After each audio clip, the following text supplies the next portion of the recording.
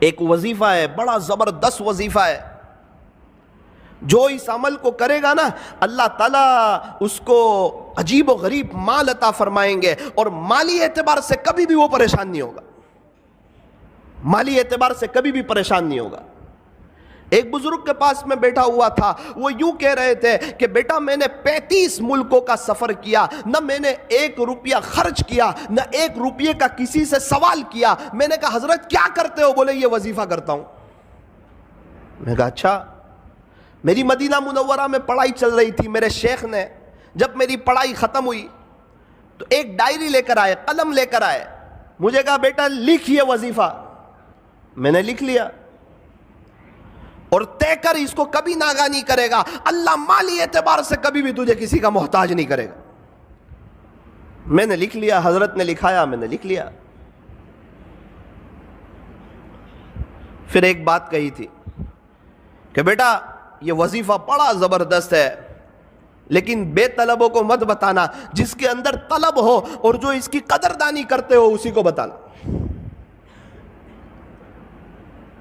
پھر میں جب ہمارے یہاں آیا، کچھ لوگ میرے پاس آتے، مولانا ہم بڑے پریشان ہیں مالی اعتبار سے، حالات میں کوئی وظیفہ، تو الحمدللہ میں یہ وظیفہ بتا دیتا، اللہ تعالیٰ ان کو بہت نواز دیتے، عجیب و غریب نواز دیتے، اور عجیب و غریب اس پر تجربہ ہے، اور کئی اللہ والوں کو میں نے دیکھا وہ یہی وظیفہ پڑھتے ہیں۔ پھر ایک بار تو میں بڑا تعجب میں رہ گیا کہ یہ وظیفہ کسی اللہ والے کا، کسی شیخ کا بتایا ہوا نہیں ہے۔ ایک صحابی نے ہمارے نبی سے کہا تھا کہ پیارے نبی جی دنیا نے مجھے چھوڑ دیا ہے، یعنی میرے پاس کچھ ہے نہیں۔ اس وقت ہمارے نبی نے یہ وظیفہ دیا تھا اور یوں کہا تھا کہ آپ فرشتوں والی تسبیح کیوں نہیں پڑھتے، اور یہ بتایا تھا تسبیح سبحان اللہ و بحمدہ، سبحان اللہ العظیم و بحمدہ استغفر اللہ، اللہ اکبر کبیرہ، سبحان اللہ و بحمدہ سبحان اللہ العظیم و بحمدہ استغفر اللہ۔ پیارے نبی سے وظیفہ سنا، راوی فرماتے ہیں کہ پھر ایک مدت تک وہ نظر نہ آئے، جب دوبارہ نظر آئے تو انہوں نے بتایا جس کا خلاصہ یہ ہے اللہ نے مجھے اتنا نواز دیا ہے کہ میں بتا نہیں سکتا۔ یہ عجیب و غریب وظیفہ ہے۔ ایک شخص مجھے کچھ وقت پہلے نوساری میں ایک جگہ ملے، سید تھے، مجھے کہنے لگے مولانا کچھ وقت پہلے آپ ہمارے گھر آئے تھے، آپ نے ایک وظیفہ بتایا تھا، میں نے آپ کو اپنی پریشانی بتائی تھی، آپ نے ایک وظیفہ بتایا تھا، الحمدللہ 2 دن سے میں نے شروع کر دیا ہے۔ میں نے کہا یار میں نے بتایا تھا 3-4 مہینے ہو گئے، آپ نے 2 دن سے شروع کیا۔ مولانا آپ کو نہیں معلوم، آپ بتا رہے تھے، پردے کے پیچھے سے میری بیوی یہ وظیفہ سن رہی تھی، اللہ کی شان اس نے پابندی سے کیا، ابھی اس کے 36 لاکھ روپے آ رہے ہیں، تو میں نے بھی شروع کر دیا۔ میں نے کہا یار آپ عجیب آدمی ہو۔ میں نے کہا 36 لاکھ روپے کہاں سے آ رہے ہیں؟ کہا وہ وارثے کے آ رہے ہیں۔ تو میں نے کہا ابا کو مارنے کی نیت سے تو نہیں پڑھا تھا یہ وظیفہ؟ بولے نہیں، ان کے ابو کا تو بہت پہلے یہ انتقال ہو گیا تھا، لیکن مولانا زمین کا اتنا خطرناک مسئلہ تھا کہ یہ کبھی بھی حل ہونے کا نام لیتا نہیں تھا، اور ہم لوگ بھی نا امید ہو چکے تھے کہ اب یہ مسئلہ جو ہے یہ کبھی بھی حل ہو سکتا نہیں ہے، لیکن میری بیوی نے یقین سے پڑھنا شروع کیا، اللہ کی شان مسئلہ حل ہوا، اس کے 36 لاکھ روپے آ رہے، اور اللہ کا شکر ہے 2 دن سے میں نے بھی شروع کر دیا ہے۔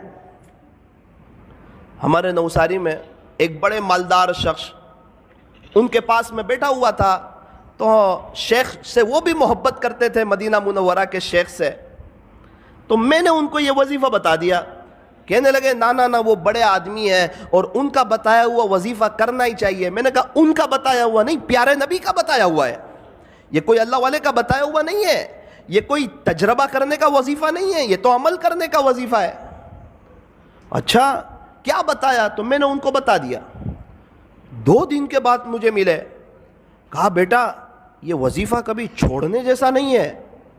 میں نے کہا کیوں؟ بولے بیٹا پیسہ تو بہت ہے، سب جگہ روکا ہوا ہے، ابھی میں حالات میں تھا کچھ وقت سے، پیسے کے بارے میں ہاتھ میں پیسہ نہیں تھا، زمینیں جائیداد پراپرٹی بہت، ہاتھ میں پیسہ نہیں۔ تو میرا بڑا بیٹا میرے پاس آیا اور یوں کہنے لگا ابا بہت پہلے آپ کے 70,000 روپے میرے پاس تھے، وہ ابھی آپ لے لو 70,000۔ بولے، میں نے بولا پھر؟ بولے اب کبھی یہ وظیفہ نہیں چھوڑوں گا۔ اللہ اکبر کبیرہ۔ اور شیخ خود فرماتے تھے میں نے جس کو بھی بتایا، جس نے بھی یقین سے پڑھا بیٹا آج سب کروڑ پتی ہے، اور جس نے بغیر یقین کے پڑھا وہ جہاں تھے آج وہاں کے وہیں ہیں۔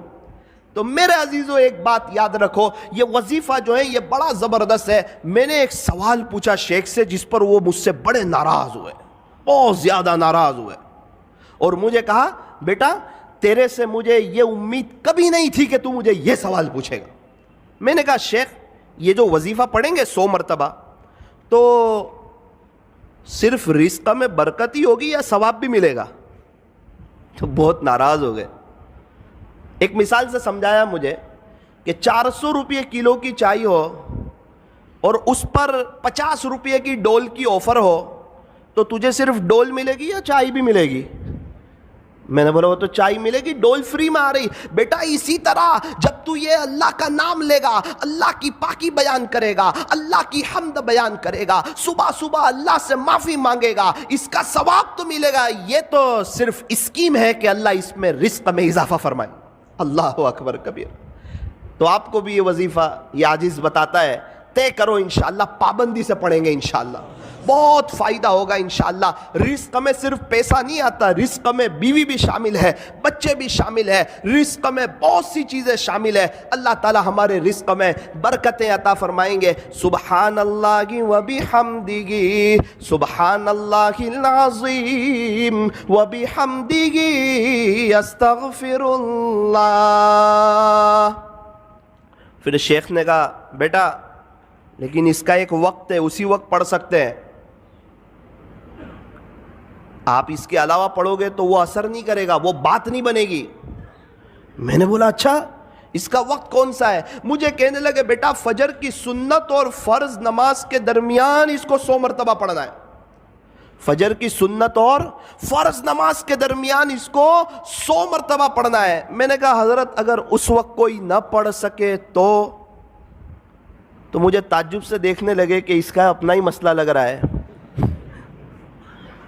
مجھے کہنے لگے بیٹا جب تک فجر کی نماز کا وقت رہتا ہے، صبح صادق کے بعد سنت پڑھ لیں، اس کے بعد سے جب تک فجر کی نماز کا وقت رہتا ہے وہاں تک یہ پڑھو گے تو یہ اپنا اثر عجیب اور غریب انداز میں کرے گا۔ پھر مجھے اپنے مکان پہ لے گئے ایک مرتبہ، بڑے بڑے لوگوں کو دعوت تھی، مجھ چھوٹے کو بھی حضرت نے گن لیا۔